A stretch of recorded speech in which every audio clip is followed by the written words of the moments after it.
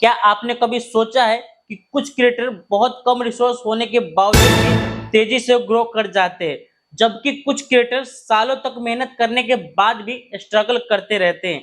क्या successful creator के पास कोई सीक्रेट स्ट्रेटजी होती है? क्या उनके पास कोई स्पेशल टैलेंट होता है? सच कहूं तो ज्यादातर मामलों में ऐसा कुछ नहीं होता।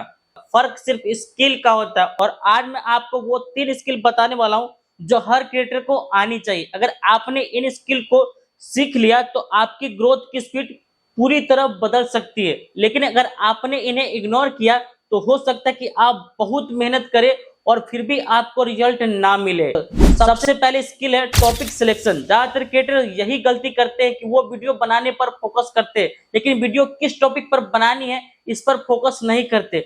सोचिए, अगर कोई टॉपिक ऑडियंस देखना ही नहीं चाहती तो दुनिया की सबसे अच्छी एडिटिंग भी उस वीडियो को नहीं बचा सकती। बहुत सारे क्रिएटर 10 घंटे एडिटिंग में लगा देते हैं, लेकिन टॉपिक रिसर्च में 10 मिनट भी नहीं देते। यहीं पर गेम बदल जाता है। सक्सेसफुल क्रिएटर वीडियो बनाने से पहले ये सोचते हैं कि ऑडियंस अभी क्या जानना चाहती है, कौन सी प्रॉब्लम का सॉल्यूशन ढूंढ रही है, कौन सा क्वेश्चन उनके पास दिमाग में चल रहा है, और फिर उसी टॉपिक पर कंटेंट बनाते हैं।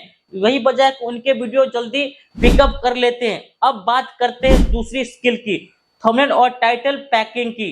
कड़वा सच है, सुनो, यूट्यूब पर सबसे पहले आपका कंटेंट जज नहीं होता, सबसे पहले आपका थंबनेल और टाइटल जज होता है। अगर कोई क्लिक ही नहीं करेगा तो वीडियो कितनी भी वायरल क्यों ना हो उसका कोई फायदा नहीं। इसलिए बड़े क्रिएटर थंबनेल और टाइटल को बहुत सीरियसली लेते हैं।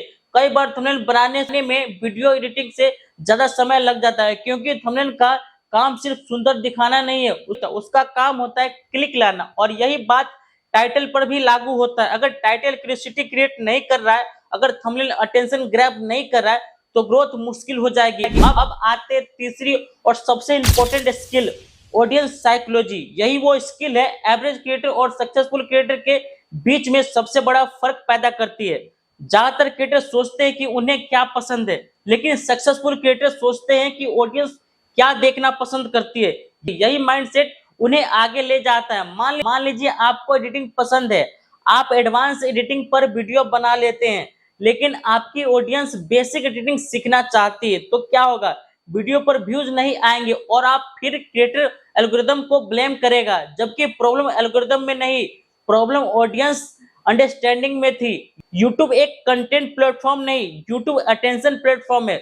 जो ऑडियंस को अच्छे तरीके से समझता है वही आगे निकलता है। इसलिए अगर आप क्रिएटर बनना चाहते हैं तो सिर्फ एडिटिंग सीखना काफी नहीं, आपको टॉपिक सिलेक्शन सीखना होगा, आपको थंबनेल और टाइटल पैकेजिंग सीखनी होगी, और सबसे जरूरी बात, आपको ऑडियंस साइकोलॉजी समझनी होगी। यही 3 स्किल किसी भी क्रिएटर की ग्रोथ का फाउंडेशन है। अगर आप ये स्किल नहीं है तो ग्रोथ बहुत स्लो होगी। यही 3 स्किल किसी भी क्रिएटर की ग्रोथ का फाउंडेशन है। अगर आप ये 3 स्किल नहीं है तो ग्रोथ बहुत स्लो होगी, लेकिन अगर ये 3 स्किल आ गई तो आपका कंटेंट पहले से काफी ज्यादा बेहतर परफॉर्म कर सकता है। याद रखिए, यूट्यूब पर सबसे ज्यादा मेहनत करने वाला क्रिएटर नहीं जीतता, सबसे ज्यादा स्मार्ट डिसीजन लेने वाला क्रिएटर जीतता है। और शायद यही वजह है कि कुछ क्रिएटर तेजी से ग्रो कर जाते हैं, जबकि कुछ क्रिएटर सालों तक वहीं रह जाते हैं। अब कमेंट करके बताइए कि इन 3 स्किल में से आपको सबसे बढ़िया किस स्किल पर काम करने की जरूरत है।